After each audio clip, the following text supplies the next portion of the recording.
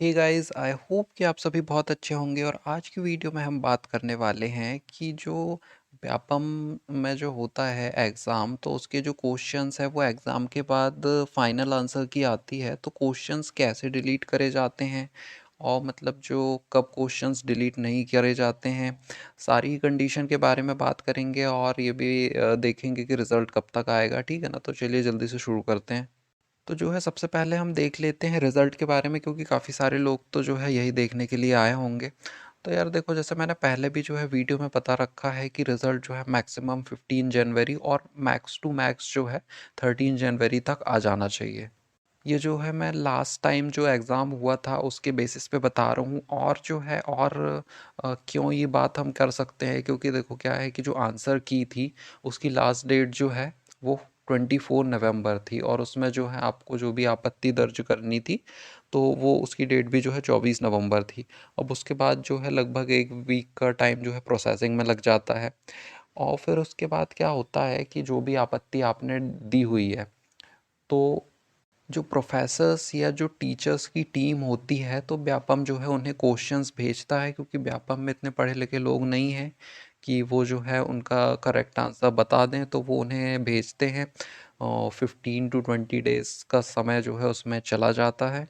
और उसके बाद भी जो है प्रोसेसिंग करने में कुछ टाइम लगता है। तो ये मान के चलिए कि जनवरी में जो है रिज़ल्ट आ जाना चाहिए। अब देखो, ये बात कर लेते हैं कि क्वेश्चंस जो हैं कैसे डिलीट होते हैं। तो ये जो है आपको कैसे पता चलेगा, जब आप व्यापम के ऑफिशियल साइट पे जाएंगे तो जो है रिजल्ट वाला सेक्शन होता है, वहाँ पे आप जो है लास्ट में देखेंगे इम्पॉर्टेंट अपडेट या नोटिस जो है। तो इसमें की रिकमेंडेशन कमेटी का जो पीडीएफ रहता है वो यहाँ पर दिया हुआ होता है। आप चाहें तो खुद भी चेक कर सकते हैं। तो इसमें क्या है, जो प्रोफेसर्स ने जो मतलब मीटिंग करके जो फाइनल आंसर की तैयार की है, तो उसकी पीडीएफ यहाँ पर दी जाती है। तो जैसे कि यहाँ पर क्या है, मैंने सब इंजीनियर की ही करी थी, लेकिन जो 2020 में था उसके बारे में। तो यहाँ पर जो है ऊपर दिया होता है कि पीईवी और ये अंतिम उत्तर की या उत्तर कुंजी की, यानी कि अब इसके बाद जो है कोई भी एक्सेप्ट नहीं करी जाएगी आपकी तरफ से आपत्ति। तो इसमें परीक्षा का नाम वगैरह, और जैसे कि आप देख रहे हो कि उपयंत्री 2020, और ठीक है ना, सब्जेक्ट वगैरह दिया हुआ होता है और किस लिफाफे में गया उसका नंबर, और सब्जेक्ट वाइज जो है कितनी आपत्ति लगी हुई है उस सब्जेक्ट में। ठीक है? तो यहाँ पर जो है सामान्य गणित और सामान्य ये अभिरुचि में जो है 6 क्वेश्चंस थे। बैठक कब हुई, उनकी जो मीटिंग है उसकी डेट वगैरह। इसी तरीके से जो है आप देखोगे इसमें कि जो सिविल इंजीनियरिंग वाले पोर्शंस हैं उसमें जो है 36 जो है क्वेश्चंस में आपत्ति दर्ज हुई थी।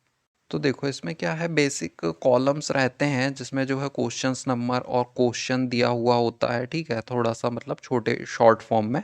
और यहाँ पर ये दिया हुआ है कि एजेंसी द्वारा जो उत्तर है, जो व्यापम ने जो उत्तर दिया हुआ है कि ये सही है, वो यहाँ पर दिया हुआ है। अब यदि आपने इसमें आपत्ति लगाई हुई है और जो विषय विशेषज्ञ हैं उन्होंने कहा कि नहीं, जो व्यापम ने दिया है वही सही है, तो ये यहाँ पर जो है नो चेंज लिख के आ जाता है। तो यहाँ पर तो जो है कोई भी चेंज नहीं होगा। तो पहली कंडीशन तो ये हो गई। अब दूसरी कंडीशन देख लेते हैं। अब जैसा कि आप स्क्रीन पे देख पा रहे हो, तो यहाँ पर आप जो है सेकंड नंबर के क्वेश्चन पे देखोगे, तो यहाँ पर व्यापम ने जो है आंसर दिया हुआ है 226, लेकिन जो विषय विशेषज्ञ हैं वो कह रहे हैं कि आंसर आएगा 800। ठीक है ना? और जो मतलब कि रेफरेंस प्रूफ जो है, मतलब कहाँ से रेफरेंस लिया है, तो यहाँ पर ये बता देते हैं कि IS 800। यदि कोई रेफरेंस रहता है तो यहाँ पे साइट पे लिख दिया जाता है। तो सेकंड कंडीशन ये हो गई। तो इसमें जो है जिसने 800 आंसर लगाया होगा तो उनका जो है आंसर सही हो जाएगा, उनको मार्क्स मिल जाएंगे।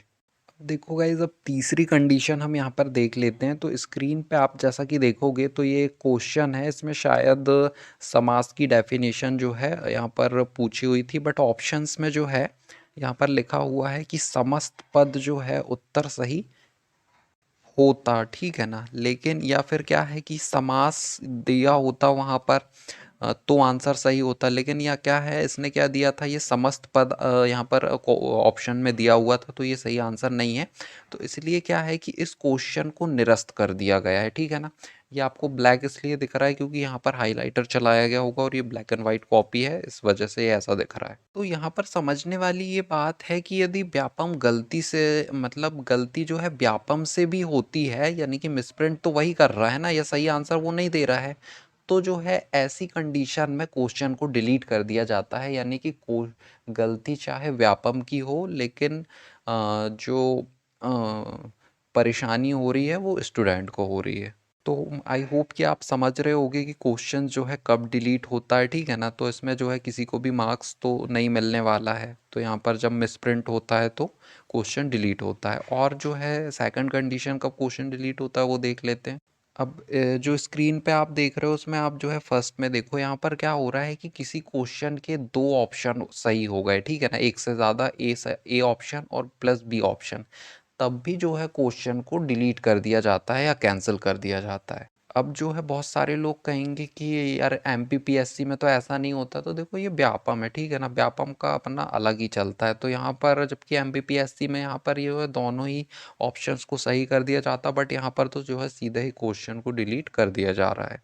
तो देखो यार ये 4 कंडीशन थी, ठीक है ना, और ये ऑफिशियल पीडीएफ है, मैंने बता दिया आपको कैसे चेक करना है। आपको समझ में नहीं आ रहा तो और आप जो है कमेंट में पूछ लेना। तो और अब हम आगे बात कर लेते हैं कि इसमें जो है मतलब कि हमें क्या समझ में आया। तो देखो जैसे किसी के जो रॉ मार्क्स हैं वो 120 थे, ठीक है ना, लेकिन जो लास्ट की मैंने 2 कंडीशन बताई, यदि उन कंडीशंस में से कोई क्वेश्चन से ये मार्क्स जुड़े हुए हैं और यदि वो डिलीट हो जाते हैं तो जो है उसका 118 मार्क्स हो जाएंगे। और जो फर्स्ट वाली 2 कंडीशन है तो उसमें जो है और या तो मार्क्स जो हैं वो आपके सेम बने रहेंगे, ठीक है ना, या तो फिर जो है वो ऐड हो जाएंगे। मतलब आप कंडीशंस तो समझ गए होंगे, तो आप अपने हिसाब से जो है चीज़ों को समझ सकते हैं। तो बस यही था यार वीडियो में, और आई होप कि आपको वीडियो पसंद आई होगी। यदि आपको वीडियो पसंद आई है तो प्लीज़ वीडियो को लाइक कर देना और चैनल को सब्सक्राइब करना मत भूलना। तो मिलते हैं किसी नेक्स्ट वीडियो में, तब तक के लिए बाय बाय।